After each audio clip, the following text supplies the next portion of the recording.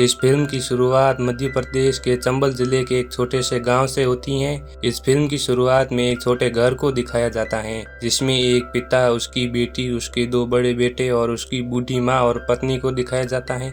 शुरुआत में हम मनोज कुमार शर्मा को अपनी 12वीं की परीक्षा के लिए नकल बनाते हुए देखते हैं। वह मनोज कुमार शर्मा के पिता का एक दोस्त जो उनके कार्यालय में काम करता है और वह मनोज कुमार के पिता का निलंबन पत्र लेकर आया, जिसे लेने से उसके पिता ने इनकार कर दिया। दादी के पूछने पर मनोज कुमार के पिता के दोस्त बताते हैं कि उन्होंने गांव के विधायक द्वारा दी गई फाइल पर हस्ताक्षर नहीं किए थे, जो कि गलत काम था। यहाँ तक उन्होंने चेयरमैन को भी चप्पल से थप्पड़ मारा था। इस निलंबन पत्र को दीवार पर चिपकाने के बाद सहकर्मी अपने घर चला जाता है और हमें 12वीं बोर्ड परीक्षा की कक्षा को दिखाया जाता है, जहां सभी छात्र परीक्षा देने के लिए इकट्ठे होते हैं क्योंकि वे कई बार फेल हो जाते हैं और स्कूल गांव के विधायक जी का होने के कारण विधायक जी ने सभी के लिए एक सुविधा बनाई है जिससे सभी बच्चे पास हो सके।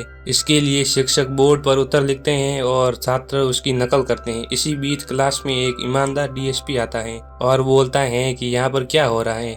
तभी वहाँ पर प्रिंसिपल आते हैं और डीएसपी को ऑफिस में ले जाते हैं, जहाँ प्रिंसिपल उसे रिश्वत देता है। डीएसपी ने स्कूल के प्रिंसिपल को रिश्वत की रकम के साथ गिरफ्तार कर लिया और उसकी तस्वीर भी ले ली। आगे हमें पता चला कि मनोज कुमार और उनके भाई फिर फेल हो गए। उनके पिता भ्रष्टाचार के खिलाफ लड़ने जा रहे हैं और उनके पिता के बाहर जाने के कारण घर में पैसों की कमी हो गई। इसलिए मनोज कुमार और उनके भाई ने एक जुगाड़ बनाया है ताकि उन्हें अपना घर चलाने के लिए थोड़े पैसे मिल सके। वे फिर एक मुश्किल में पड़ जाते हैं जब विधायक जी के गुंडों ने उसके जुगाड़ को रोक दिया और उसमें बैठे सभी आदमियों को अपनी बस में बैठा लिया और एक भ्रष्ट पुलिस अधिकारी दोनों को गिरफ्तार कर लेता है। भ्रष्ट पुलिसकर्मी और मनोज कुमार के बीच लंबी बातचीत के दौरान मनोज कुमार को छोड़ दिया जाता है ताकि वह पुलिस अधिकारी को मारने के लिए अपनी बंदूक ला सके, लेकिन उसने ऐसा नहीं किया। उसने अपने मन से काम किया। वह उसी ईमानदार डीएसपी के क्वार्टर में चला गया और उसे सारा माजरा समझाता है। इसलिए डीएसपी उसके साथ पुलिस स्टेशन जाने पर सहमत हो जाता है। वहां पहुंचकर वह भ्रष्ट पुलिस अधिकारी को मनोज कुमार के भाई को रिहा करने का आदेश देता है। जब वे अपने घर जा रहे होते हैं तभी डीएसपी ने उन्हें लिफ्ट दी। वहाँ उन्हें पता चलता है कि मनोज कुमार शर्मा उस स्कूल के छात्रों में से एक है जहां उन्होंने नकल करना बंद कर दिया। उन्होंने मनोज कुमार को सिखाया कि नकल करना गलत है और कड़ी मेहनत करनी होगी। मनोज कुमार डीएसपी की शक्ति से प्रभावित हुआ है क्योंकि वह भी एक शक्तिशाली पुलिस अधिकारी बनना चाहता है। इसलिए वह बीए में अपनी पढ़ाई पूरी करने के लिए गाँव से बाहर चला जाता है। अपनी डिग्री पूरी करने के बाद वह घर लौटा और अपनी माँ से कहा कि मैं पीसीएस की ट्रेनिंग करना चाहता हूँ और दादी ने उन्हें अपनी जीवन भर की पेंशन दे दी और कहा कि ये किसी को मत बताना। उसने अपने गांव से अलवर के लिए बस पकड़ी। अलवर बस स्टैंड पर पहुंचने के बाद कंडक्टर ने उसे जगाया। वह यह जानकर हैरान रह गया कि उसका बैग और उसकी सभी जरूरती चीजें चोरी हो गई। उसने कंडक्टर से पूछताछ की तो पता चला कि उसके पास बैठी महिला 30 मिनट पहले बैग ले गई। अब सब कुछ मनोज के दिमाग में चल रहा था क्योंकि उसने अपनी दादी द्वारा दिए गए पैसे को भी खो दिए थे। उसके पास पीजी के लिए भुगतान करने के लिए कोई किराया नहीं था। उसके पास कोचिंग के लिए पैसे नहीं थे और फिर उसे पता चला कि पीसीएस की परीक्षा 2 साल के लिए रद्द कर दी गई। वह एक रेस्टोरेंट के बाद कई दिनों तक भूखा रहा, लेकिन एक दिन उसकी भूख बेकाबू हो गई और वह रेस्टोरेंट के अंदर चला गया और कुछ खाने के लिए कहा। रेस्टोरेंट के मालिक ने उसे खाना दिया। उसने रेस्टोरेंट के मालिक को कोई काम बताने को कहा ताकि वह उसके पैसे दे सके, लेकिन रेस्टोरेंट के मालिक के बार बार कहने पर उसने मना कर दिया। फिर एक आवाज आई, भाई मैं दूंगा तेरे पैसे। वह आवाज प्रीतम पांडे की थी जो पीसीएस का एक अभ्यर्थी था, लेकिन अब प्रीतम पांडे आईपीएस या आईएएस अधिकारी बनने के लिए यूपीएससी की तैयारी करने के लिए दिल्ली मुखर्जी नगर जा रहे हैं। मनोज भी चाहता था कि प्रीतम उन्हें दिल्ली ले जाए। प्रीतम ने मनोज को हाँ कह दी और वह दोनों दिल्ली आ गए। अगले दिन वह गौरी भैया के पास गए जो वह भी एक यूपीएससी के अभ्यर्थी थे। वह अपने अंतिम पड़ाव पर गए थे, लेकिन उनके भाग्य ने कुछ और ही तय किया था। अपने सभी प्रयास के हारने के बाद उन्होंने यूपीएससी के लिए अन्य अभ्यर्थियों को प्रेरणा देनी शुरू कर दी और उन्हें जीवन में फिर से शुरू करने के लिए प्रेरित किया। गौरी भैया को अंतिम प्रयास में असफल होते देख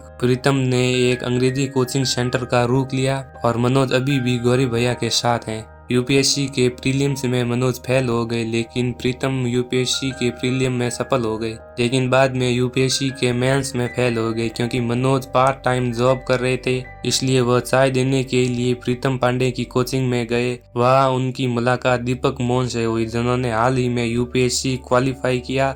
और आईपीएस अधिकारी बने। विभिन्न कोचिंग सेंटर ढूंढने के बाद आखिरकार मनोज कुमार को एक लाइब्रेरी मिल गई और एक कोचिंग सेंटर से भी जुड़ गए। उसकी कहानी में तब मोड़ आता है जब उसकी मुलाकात श्रद्धा से होती है, जो यूपीएससी की एक उम्मीदवार थी और उसने मनोज को एक एरोनॉटिकल इंजीनियर समझ लिया था। यहाँ तक कि मनोज ने उसे उसके बारे में भी नहीं बताया था, क्योंकि अब उसके दिल में उसके लिए एक छोटा सा कोना है और वह उसे डरता है कि अगर वह गलतफहमी दूर कर दे तो वह उसे छोड़ देगी। उन्होंने एक साथ समय बिताना शुरू कर दिया और उन्होंने एक साथ पढ़ाई करनी शुरू कर दी। उसके जीवन में एक और मोड़ तब आया जब एक दिन कक्षा में एरोनॉटिकल इंजीनियरिंग का विषय पढ़ाया जा रहा था और श्रद्धा ने हाथ उठाया कि मनोज एक एरोनॉटिकल इंजीनियर है और इस सवाल पर जवाब देने में झिझक रहे थे। उस समय श्रद्धा को पता चला कि मनोज कोई एरोनॉटिकल इंजीनियर नहीं है, वह सिर्फ बीए पास है। वह मनोज कुमार को बिना कुछ बताए यूपीएससी प्रीलिम्स के लिए अपने घर मसूरी चली गई। तीसरे प्रयास में मनोज फिर फेल हो जाते हैं। अपने तीसरे प्रयास में असफल होने पर और श्रद्धा द्वारा छोड़ जाने पर वह श्रद्धा से मिलने के लिए उसके घर मसूरी चला जाता है और उन्हें पता चला कि वह अपनी मौसी के घर एक शादी में शामिल होने गई है, लेकिन श्रद्धा के घर के नौकर ने उसकी मदद की। घर जाकर श्रद्धा से फोन पर बात की। श्रद्धा ने मनोज से कहा कि वह अपनी पढ़ाई पर ध्यान दे और मेरे घर क्यों आए और तुम्हें अपनी पढ़ाई फिर से शुरू करनी है। इस समय मनोज भी अपने गांव गया, जहां उसे पता चला कि उसकी दादी अब नहीं रही और जब उसने अपनी माँ से पूछा कि उसे क्यों नहीं बताया तो उसे पता चला कि उसकी दादी उसे तनाव में नहीं देखना चाहती थी और मनोज दिल्ली वापस आ गया और उसकी लाइब्रेरियन के साथ लड़ाई हो गई और उसने लाइब्रेरी को छोड़ दिया और अब वह एक आटा चक्की में काम करता है। वहाँ वह 12 से 14 घंटे काम करता है और रात में एक ही लैंप के नीचे पढ़ाई करता है। एक दिन गौरी भैया उसके पिता के साथ मनोज की आटा चक्की पर आए और मनोज कुमार अपने पिता को बताता है कि मैंने अपने चौथे प्रयास में परीक्षा उत्तीर्ण कर ली है। फिर एक दिन उनकी मुलाकात अपनी कक्षा में श्रद्धा से हुई। फिर वह भारत के पर्यटन पर एक निबंध लिखते समय अपने मुख्य प्रयास में असफल हो गए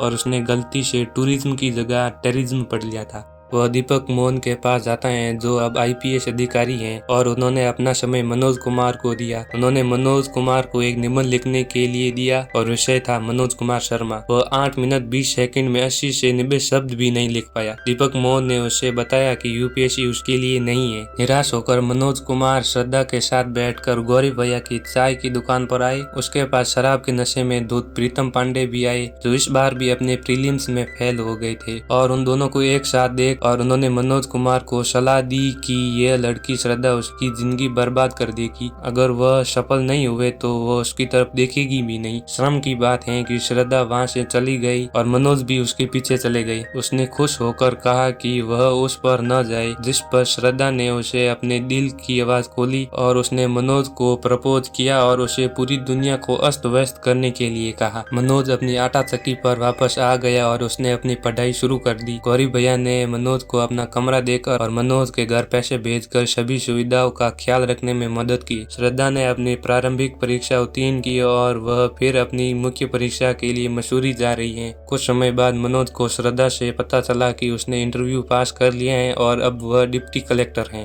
श्रद्धा के सफल होने पर उसका हौसला 2 गुना हो गया। अपने आखिरी प्रयास में मनोज कुमार ने प्रीलिम्स के साथ साथ मेंस भी पास कर लिया और प्रीतम पांडे अपनी आखिरी प्रयास में भी फेल हो गए और मनोज की सफलता पर नाराज थे। श्रद्धा दिल्ली आना चाहती है, लेकिन उसके पिता ने उसे रोक दिया क्योंकि उसके पिता ने किसी अज्ञात व्यक्ति से पता चला कि उसकी बेटी ने मनोज कुमार के साथ रात बिताई। पूरी चाल जानने के बाद मनोज कुमार ने प्रीतम पांडे को फोन किया और फोन एक पुलिस अधिकारी ने उठाया। आनंद फानंद में मनोज कुमार पुलिस स्टेशन पहुंचे। उन्होंने प्रीतम को सलाखों के पास देखा और वहां उन्होंने बेईमान पुलिस अधिकारी को सबक सिखाया। स्टेशन से निकलने के बाद मनोज ने प्रीतम का मोबाइल चेक किया और मनोज सही था कि प्रीतम ने ही श्रद्धा के घर फोन किया। श्रद्धा के माता पिता उसकी दिल्ली जाने की इच्छा पर सहमत हो गए। वह दिल्ली आई और मनोज के साथ इंटरव्यू के लिए गई। उसने उसे पत्र दिया कि यह पत्र तुम्हें अकेले में पढ़ना होगा। उन्होंने मनोज को 2 मिनट बाहर इंतजार करने के लिए कहा। उसने पत्र पढ़ा और उसमें लिखा हुआ था कि तुम आईपीएस बनो या न बनो, फिर भी मैं तुमसे शादी करूंगी।